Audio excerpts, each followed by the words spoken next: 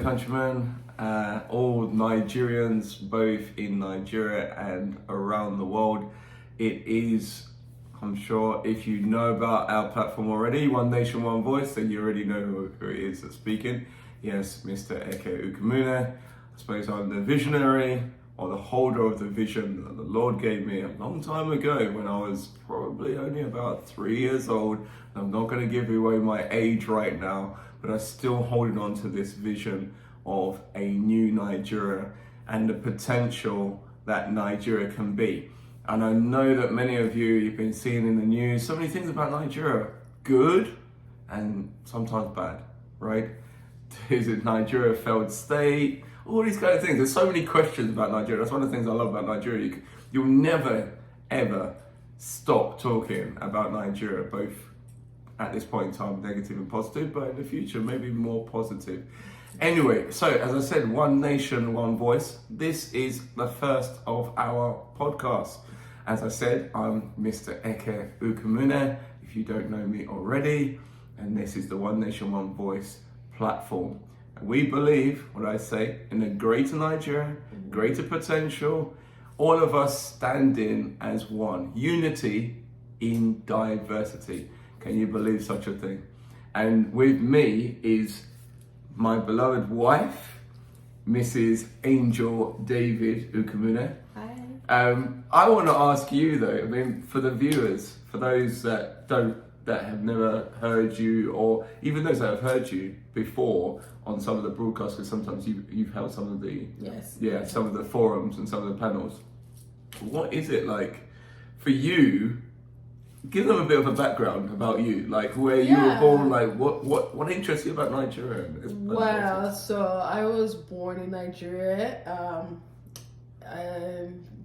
Lagos, and then grew up in Ibadan. And I grew up there, like most of like my childhood life. I came to Canada when I was 13. So I've actually like lived a lot of Nigeria and experienced Nigeria a lot, and like the food, the culture, the people. Yeah. So when I came to Canada, I was separate from Nigeria for a bit. But I remember like some of the pinnacle moments in Nigeria, like when Abacha died and like, you know, President Obasanjo came to be, and I remember just being on the streets and people like, you know, like celebrating and, you know, dancing, especially where we live. Yeah. And so some of the things that really stood out to me in Nigeria as well is why I have this passion for Nigeria was from then, you know, we were believing for a new Nigeria. Yeah, I can imagine. Yeah. From coming from like, you know, like a military, and we wanted a new Nigeria. We're open for a new Nigeria, and I think that was the excitement and the joy that people were having on the streets that day. And I remember just, you know, like, you know, Yoruba, they're like, Abacha ti ku. It was just like Abacha died, and not to celebrate his death or anything. And I'm sure like it's very divided. You know, some people support him, some people don't. That's not my point. My point was that Nigerians were really looking for a new hope. They were looking for something where we will all be, you know, will be one voice, united to vote, to determine things. And you know, when I look back even to that moment and feeling that feeling of freedom, I think that's where I really think that I go back to often. Like, I want that Nigeria again. Wow. That Nigeria where everyone is like, we are one, we are united. We didn't want this tyranny and this rulership, and we want to be able to vote, to be able to determine. But now, you know, after many years being away and seeing what's happening, seeing how far away from that it was being, like, you know, to the point that now people are like, oh, well, the times of Abacha is even better. Then you know that, you know, there was no progression. From that time, yes, we all celebrated freedom, and now there's no progression. And so that's where I'm like, and then I met you, and hearing the vision that God has put in you for one Nigeria, you know, one nation, one voice. It really resonated with me, because seeing the divide and everything, and it's like, this is a message that we all need. Right? Like one nation, one voice coming together and being able to determine again our own fate, so to speak. It's funny that you said that, because that's like, you know, I spoke, viewers, for all of you that are watching, you know, I spoke briefly about, that vision. I don't know, I always loved Nigeria, and I wanted to make this clear. I'm a multicultural person. I love languages. I love people. Even when I'm in Nigeria, you'll see me like I could be driving in a car or someone's driving me and I'll just pour out onto the street. I love people. Yeah. I love the Nigerian people. When I think about them, they're ingenuitive, they're hardworking, they're entrepreneurial, and they've got so much grit. Like, honestly, hats off to you, we're all Nigerian, but hats off to you that have actually, kept your faith by his grace. You've kept your faith in a better Nigeria, kept your faith in God, even in a state and a system that, to be honest with you, so many times has dealt so many slaps to the citizenry. And I think for me personally, even from the time I was young, the first passport I ever held was a Nigerian passport. I was born different to Angel. I wasn't born in Nigeria. I used to go to Nigeria every year from like under the age of 1. My first passport ever was a Nigerian passport.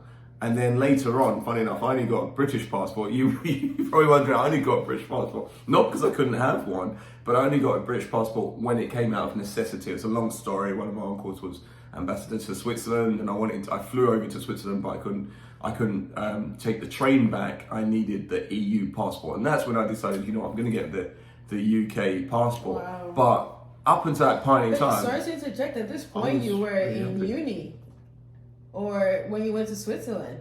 Yeah. It was. So really, like all this time, you did. Yeah, like 20-something years. 20-something years. I never ever felt the need. Never felt the need. Like, I was, to be honest with you, like, even growing up, right, as Nigeria progressively got worse. Now we gotta look at, there's so much history we could look into, but from the 1960 independence, progressively, we had the first coup, Major Nzogu.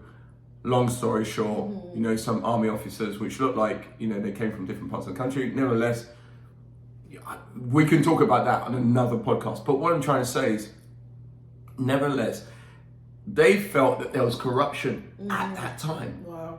And I can guarantee you, there may have been corruption at that time, Angel, but it was like nothing compared to the corruption that we are now seeing. So I'm thinking, back in that day, even after that, the regimes after that, did they ever envisage that Nigeria would get to the place that it is now? But I was saying that I was really, as much as I love countries. I love Israel. There's a lot of countries I like, the UK, Canada. But honestly, it's just something about Nigeria. Like, when I'm in Nigeria, I feel alive.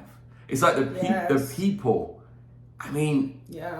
Mineral resources in every state. Like, I don't want to talk too much about it because we'll touch on this. Yeah. But people think about Nigeria, they think about oil. No, there's mineral resources in every single state of that country.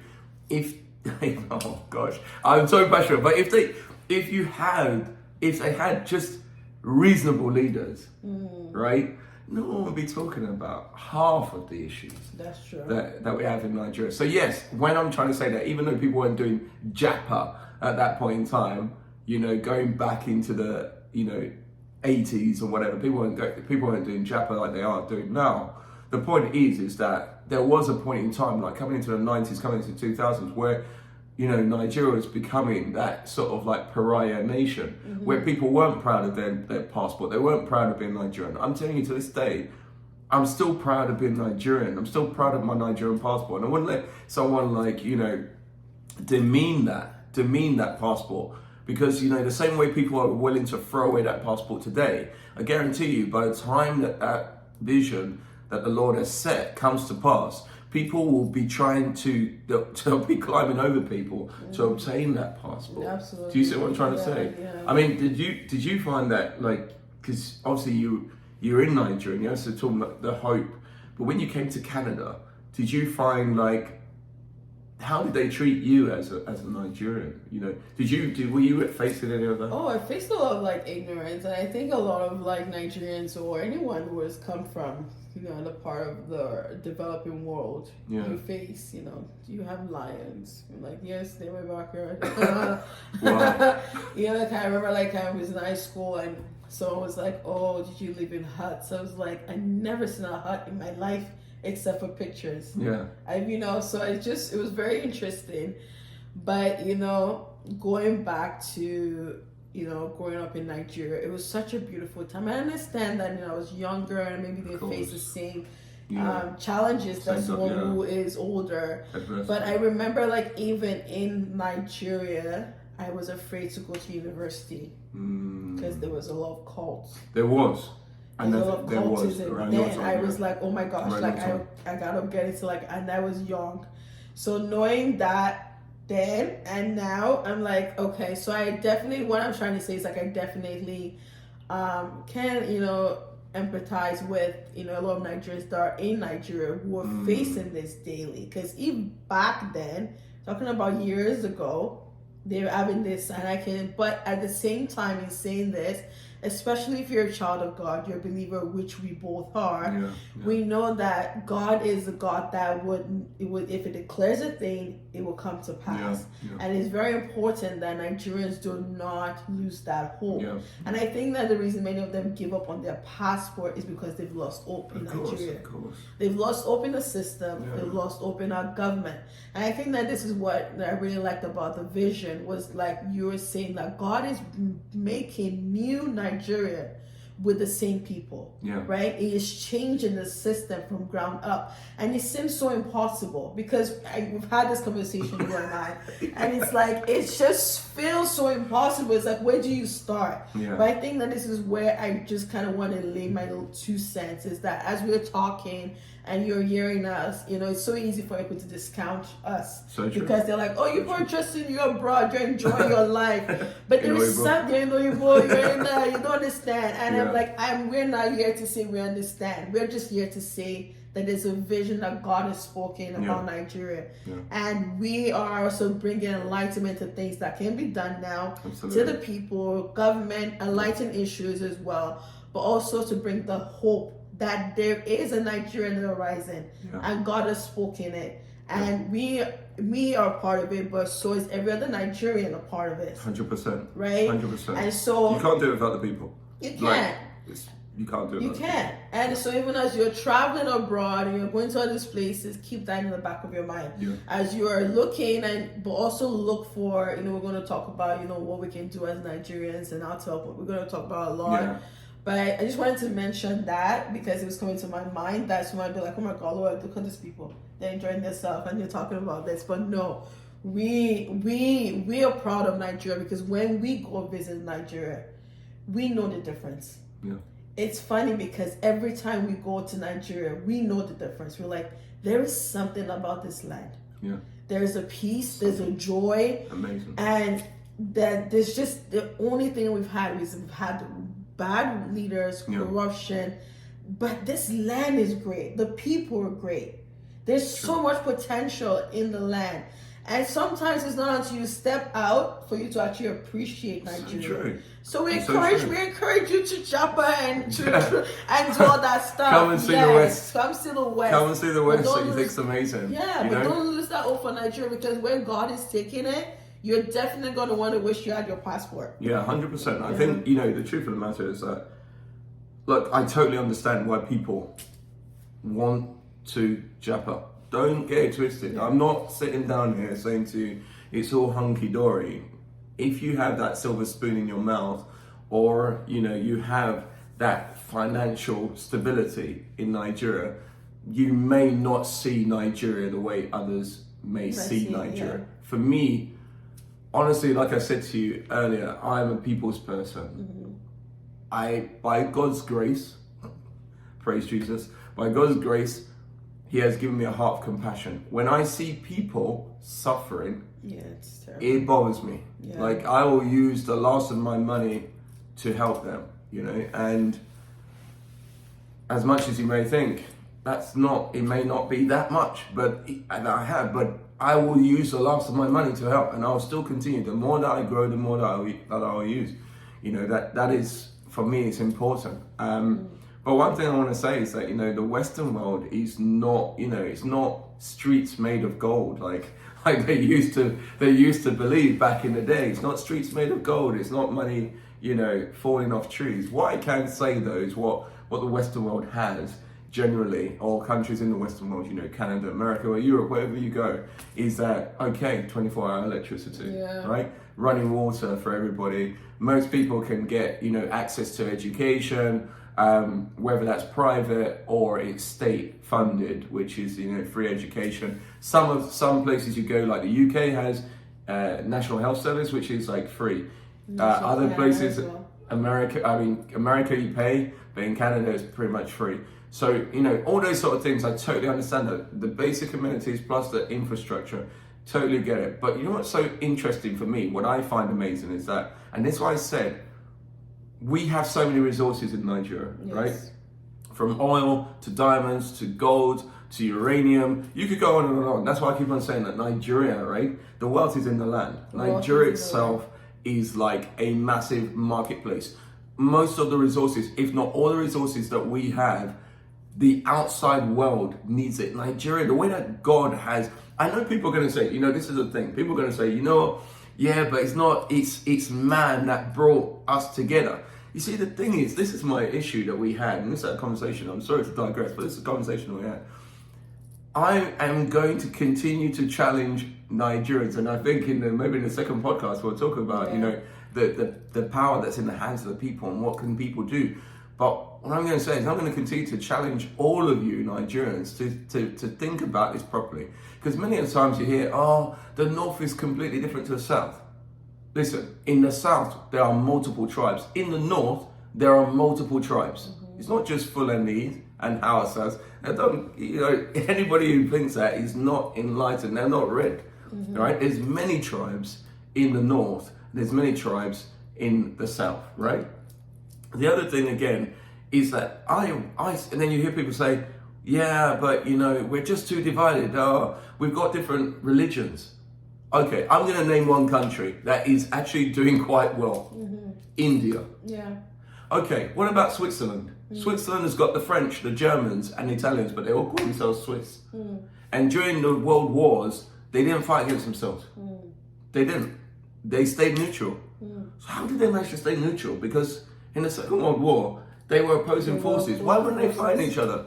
Why did they not fight each other? Because they had a different mentality. Why is it that India, with multiple religions, multiple ethnic groups, over 250 different ethnic groups and languages, is able to say, why are they able to say? I mean, is it that that non-blacks have 10 heads? No, they don't have 10 heads. So what is it? Why is it that they're able to say, do you know what?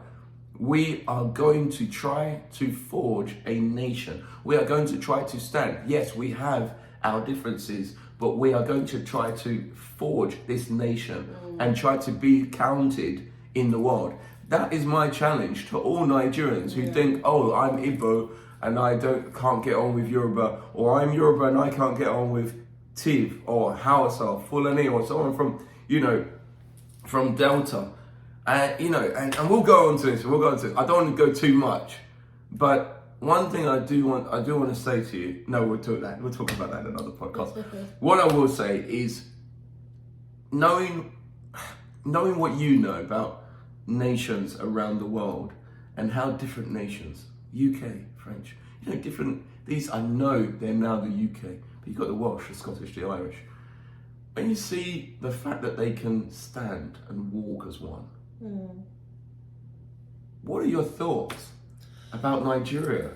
I think that, I was just thinking about, isn't every country man-made anyways? Yes. When you look at it to the extent, they're just a bunch of people that came together. You look at US, they were just the English that decided to come here and they established something. So it doesn't matter how you were established. It's just if your mindset is, we're going to be a nation now, let's come together and make this better. And you mentioned India, which we've talked about, the fact that it's over 200, languages, and there's the north. Hold that thought, because we are going to follow that. We're going to follow that conversation in the second podcast. I just want to say quickly, please like and subscribe, share these podcasts. It is time for us as a people to become more and more enlightened, and to, what do they like to say in Nigeria, shine your eye well. No, but seriously, it's important that we start to open our ways of thinking and our ways of seeing, to actually see the possible potential with Nigeria. What we're going to be doing is podcasts are going to be released every Friday, probably 2 podcasts at a time. So you've got a bonus this time around. It's not just 1 podcast, you're going to get 2. I know you're going to enjoy it. And like I said, for me, it's all about enlightenment. It's all about enlightenment. Because the truth of the matter is that the power is in the hands of the people. And once the people understand that the power is in their hands, that is where we can truly run in unity and run on this vision. And I believe 100%, because I've seen God move powerfully, that with this word that he has spoken, and I'm not the only person who said it, I've been saying it for a long time, but there's other people that have also heard this same word, this same vision, and they're saying the same thing. So God is saying the same thing concerning you Nigerians and Nigeria, and I believe we'll get there. So watch out for the next podcast, but I say next episode, the next podcast, where we'll be talking again. The challenge is, why can't Nigeria be just like all the other nations in terms of, we'll get into that. So until next time, see you. See you. God bless you. Bye. Bye.